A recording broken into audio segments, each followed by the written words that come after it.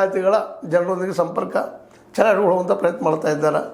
ಜೊತೆಗೆ ಹಿಂದೆ ನಮ್ಮ ಸಿದ್ದು ಅವರು ಅಂದರೆ ಸಿದ್ದರಾಮಯ್ಯನವರು ಇದ್ದಾರೆ. ಇವರೆಲ್ಲ ನೆರಗಟ್ಟಿನಲ್ಲಿ ತಮ್ಮ ಶಕ್ತಿಯನ್ನು ಗಟ್ಟಿ ಮಾಡ್ತಾ ಬಿ ಜೆ ಪಿಯಲ್ಲೂ ಇಬ್ಬರು ಇದ್ದಾರೆ, ರಮೇಶ್ ಜಾರಕಿಹೊಳಿ, ಇನ್ನೊಬ್ಬರು ಬಾಚಿನ್ ಜಾರಕಿಹೊಳಿ.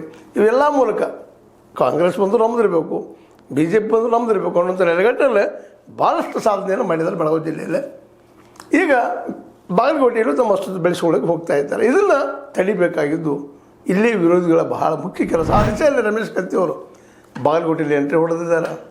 ಅದೇ ಕಾಲಕ್ಕೆ ಇವ್ರನ್ನ ಟೀಕೆ ಮಾಡುವಂಥ ಇವರು ದರೋಡೆಕೋರರು ಮತ್ತು ಈಗ ನೋಡಿದ್ರಿ ನೀವು, ಅವ್ರು ಈಗಾಗಲೇ ಯೂಟ್ಯೂಬ್ದಲ್ಲೇ ಅಥವಾ ಫೇಸ್ಬುಕ್ದಲ್ಲೇ ಎಲ್ಲ ಕಡೆ ಹರಿದಾಡ್ತಾ ಇದೆ ಅವ್ರು ಮಾತಾಡಿದಂಥ ಇಂಟರ್ವ್ಯೂ.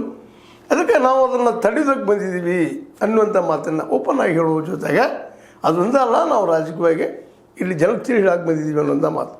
ಇದೆಲ್ಲ ಗಟ್ಟಿ ನೋಡಿದಾಗ ಸಹಜವಾಗಿ ಜಾರಕಿಹೊಳಿ ಅವರು ಇಲ್ಲಿವರೆಗೆ ಮೌನವಾಗಿ ತಮ್ಮ ಒಂದು ಶಕ್ತಿಯನ್ನು ಅಭಿವೃದ್ಧಿ ಮಾಡ್ತಾ ಹೊರಟಿದ್ರು. ಆದರೆ ಈ ಸಲ ಅದು ಹೊಡೆದು ಬೀಳುವಂಗೆ ಕಾಣ್ತದೆ. ರಮೇಶ್ ಕತ್ತಿ ಹಾಗೂ ಜೊತೆಗಾರರು ನಿಧಾನಕ್ಕೆ ಜಾರಕಿಹೊಳಿಯವರ ವಿರೋಧವಾಗಿ ದೊಡ್ಡ ಸಂಘಟನೆ ಮಾಡ್ತಾ ಇದ್ದಾರೆ. ಇವನು ಕಾಂಗ್ರೆಸ್ನಲ್ಲಿ ಅನೇಕರು ಅವ್ರು ಸಪೋರ್ಟ್ ಮಾಡುವಂಥ ಎಲ್ಲ ಲಕ್ಷಣಗಳು ಕಾಣ್ತಾ ಇದ್ದಾವೆ.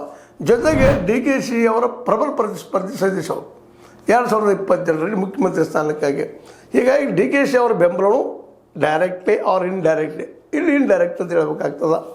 ಯಾಕಂದರೆ ಇವತ್ತು ರಾಜಕೀಯ ಒಂದೇ ಮನೆತನದವರು ಬಿ ಜೆ ಪಿಲೂ ಇರ್ತಾರೆ, ಕಾಂಗ್ರೆಸ್ನಲ್ಲೂ ಇರ್ತಾರೆ, JDSನಲ್ಲೂ ಇರ್ತಾರೆ. ಇದು ಕಾಮನಾಗಿ ಎಲ್ಲ ಕಡೆ ನೋಡ್ತಾ ಇದ್ವಿ. ಹಾಗೆ ಇವತ್ತು ತಪ್ಪಿಸ್ಕೊಳ್ಳೋಕೆ ಸಾಕಷ್ಟು ಇದೆ, ಬುದ್ಧಿವಂತರಿದ್ದಾರೆ. ಮತ್ತು DCC ಬ್ಯಾಂಕ್ನಾಗ ಯಾರು BJP ಕಾಂಗ್ರೆಸ್ ಕೂಡಿ ಮಾಡಿದ್ರು, ಮತ್ತು ಅವ್ರ ಮಧ್ಯದಲ್ಲಿ ಕೂಡಿ ಮಾಡಿದ್ರು. ನೀವು ನೋಡಿದಿರಿ ಆ ಸಂದರ್ಭದಲ್ಲ. ಕೇಳಿದ ತಕ್ಷಣ ಸಹಕಾರ ತತ್ವ ನಡೀತಿದ್ರೆ ರಾಜಕೀಯ ಇಲ್ಲ ಅಂತೇಳಿ ಮಾಡೋದು ರಾಜಕೀಯ, ಅದು ರಾಜಕೀಯ ಇಲ್ಲ ಅಂತೇಳಿ ಮಾಡಿದರು. ಅದರಲ್ಲೇ ಆ ದಿಸೆಯಲ್ಲಿ ಜಾರಕಿಹೊಳಿ ಅವರು ಯಶಸ್ವಿ ಆದರು. DCC ಬ್ಯಾಂಕನ್ನು ತಮ್ಮ ಸುಪರ್ ತೆಗೆದುಕೊಂಡು ಈಗ ನಡೆಸಿದ್ದಾರೆ. ಅದು ಲಾಭ ತೋರಿಸ್ಕೊಳ್ಳೋ ಪ್ರಯತ್ನ ಮಾಡ್ತಾ ಇದ್ದಾರೆ. ನಾವು ಒಳ್ಳೆಯದು ನಡೆಸ್ತೀವಿ ಅಂತ ಹೇಳ್ತಾ ಇದ್ದಾರೆ.